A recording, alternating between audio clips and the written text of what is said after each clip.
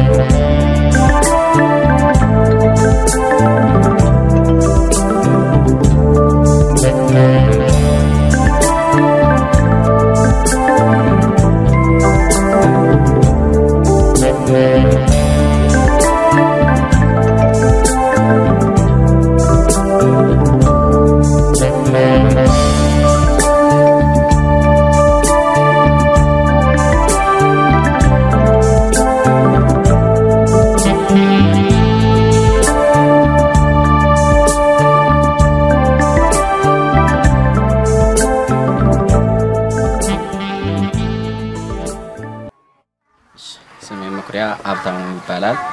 ያው የነዋሪ ሚሊኒየም ነዋሪ መሰናዶ አጠቃላይ ሁለተኛ ደረጃ ትምህርት ቤት ተማሪ ነኝ። የ12ኛ ኤች ክፍል ተማሪ ነኝ። ያው እንግዲህ ለ12ኛ ክፍል የማትሪክ ሀገር አቀፍ ፈተና ለመፈተን ያው የተለያዩ ዝግጅቶችን እያደረግን ነው። ከዚህም ባሻገር መምህራኖችም የተለያዩ ድጋፎችን እያደረጉልን ያለው አሁን ላይ ያው ከየክላሱ ተማሪዎችን አውጣተን ይሞክራሉ የምላቸውን ተማሪዎች አውጣተን ከኖርማል ከክፍለ ጊዜ ውጪ መምህራኖች በትርፍ ሰዓታቸው እየረዱን ይገኛል። ሌላ የላይብረሪ አጠቃቀም እንደዛው ሳምንቱን ሙሉ ላይብረሪው ፍሪ ነው። ከሰኞ እስከ አርብ ባለው ጊዜ ውስጥ የላይብረሪ አስጠኝ ለብቻው አለ። እሁድና ቅዳሜን ደግሞ እኛ ተማሪዎች ከራሳችን ተመራርጠን እያስጠናን ያለንበት መንገድ አለ። ወርክሽቶችንም እንግዲህ ያው እስካሁን ብዙም እንትን አላልናቸው። አሁን ላይ ግን እየሰራራን ጥያቄዎችን እየሰራራን ያለ ነው። እንደነገርኳችሁ ከመምህራኖቹም ጋር ከቨር ሲያደርጉልን ኢንትራንስ ተኮር ጥያቄዎችንም አብረው ከጥያቄዎቹ ጋር ኮምፔር እያደረጉ ነውና እያስተማሩን ያለው። ያው ትምህርት ቤቱ ሲቀጥል ደግሞ አሁን ላይ ያው ደብረ ብርሃን ላይ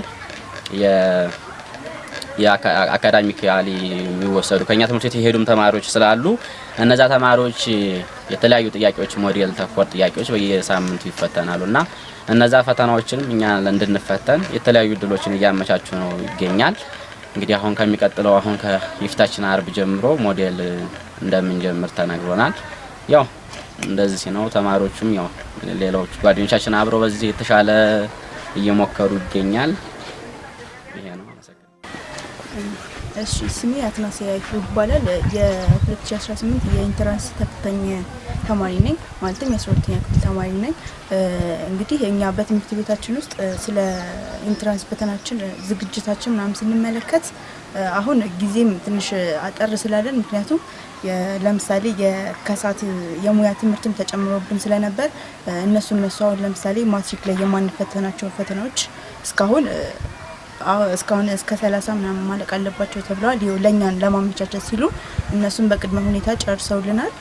ወደፊት ያለውን ደግሞ የጠዋቱን ከጠዋትም እያደረግን እየተማርን ከወዲሁ ተጠናቆ ለኢንትራንስ ኤግዛም የሚሆኑ የተለያዩ ጥያቄዎችን ለመምህራን እያሰራን ነው።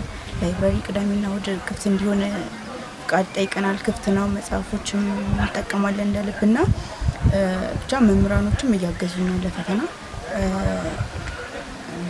እኛም ደግሞ እንደ 2018 ተፈታኝ እንደመሆናችን መጠን ሁላችንም ተማሪዎች በግሩፕም በመሆን ላይብራሪን በመገኘት እንደገና ደግሞ መምህራኖቻችንን ሳንፈራ በግልጽ እየጠየቅን ማስጠናት እንዳለባቸው ከወዲሁ ቅድመ ዝግጅት ማድረግ እንዳለብን ለተማሪዎችም አሳስባለሁ ማለት ነው።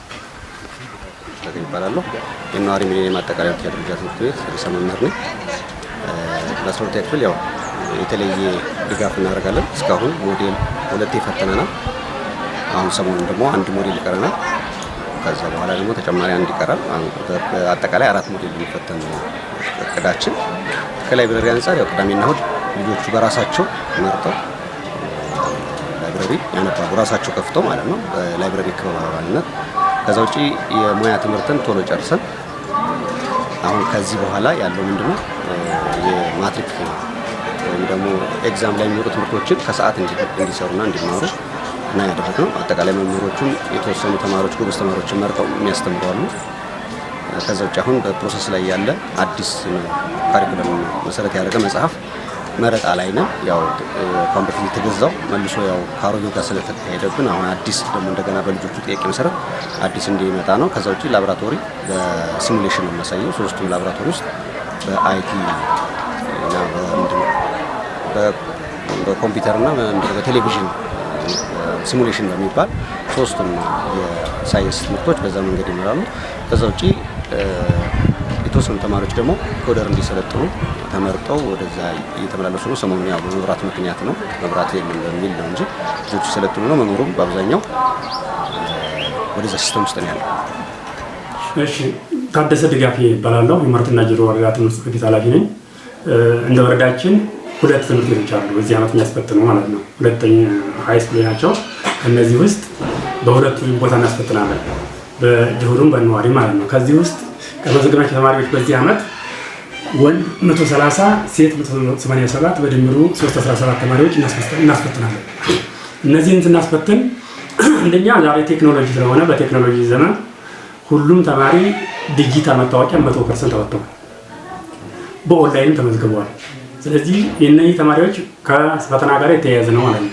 ሁለተኛው ፎቶቸውንም በሶፍት ኮፒ ነው አስገብተው ዝግጅት ያደረግላቸው ማለት ነው። ከዝግጅት አኳያ ደግሞ ስንመለከት ተማሪዎቹ ውጤታማ እንዲሆኑ የትምህርት ጥራት እንዲመጣ የሙሉ ቀን ትምህርት እየተማሩ ናቸው በሁለቱ ተቋም ማለት ነው። ከሙሉ ቀን ትምህርት ማለት ነው። ከዚህ አኳያ እንዲማሩ ስናደርግ አንደኛ በሁለቱም ተቋም ማስተር ያላቸው ጥሩ እውቀት ያላቸው የማስተማር ልምድ ያላቸው መምህራኖችን መልምለን 12ኛ ክፍል እንዲያስተምሩ አድርገናል ማለት ነው። አጠቃላይ ይህን ስናደርግ ሞዴል ፈተና አሁን ደረጃ 2-3 የተፈተኑ እዚህን ሲፈተኑ እያንዳንዱን ክላስ እየገባው ኢንተርቪው አድርጌያለሁ። ተማሪዎች ማይቻለሁ፣ መምህሩን ማይቻለሁ። ኩረጃ ለማጥፋት እጅግ ጥብቅ ዲሲፕሊን በሆነ መልኩ በሁለቱ ተቋም እየተሰራ ነው ያለው ማለት ነው። ከዚህ አጠቃላይ ወርክሺት፣ አጋዥ መጽሐፍ፣ ቤተ መጽሐፍት ሙሉ ቀን እንዲጠቀሙና ተገቢ የሆነ ስራ እንዲሰራ አቅጣጫ አስቀምጠን በዛ ስራ እየተሰራ እንደሆነ ሰርተናል ማለት ነው። ከዛ አኳያ ደግሞ አጠቃላይ ደግሞ የ12ኛ ክፍል ተማሪዎች ወላጆችን ጠርተናል። ወላጆችን ጠርተን አወያይተናል። ተማሪዎችን አወያይተናል። በተገኙ ጥሩ ውጤት እንዲያመጡ ግንዛቤ ፈጥረናል ማለት ነው። በአንደኛ በወረዳ ባለሙያና በወረዳ ትምህርት ኃላፊ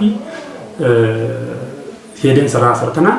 አለፍ ሲል ደግሞ በትምህርት ቤቱ ወላጅ ነው ትምህርት ቤቱ ርዕሰ መምህርና ሱፐርቫይዘር ቁጭ አድርገው ግንዛቤ ፈጥረውላቸዋል ማለት ነው። በተለይ በዚህ ዓመት የኦንላይን ፈተና ይጀምራል ብለን ጭምር ግንዛቤ ሰጠናቸው። እዚህ የሚፈተኑ ከሆነ በኦንላይን የሚፈተኑ በኮምፒውተር የሚፈተኑ ይሄንን ግንዛቤ ይዘው የአይሲቲ መምህራኖች ተገቢ የሆነ ስራ እየሰሩ እንደሆነ ስራ እንዲሰራም አቅጣጫ አስቀምጠን በዛ ተግባር እየተሰራ ነው የሚለውን ሀሳብ ለመስጠት ነው።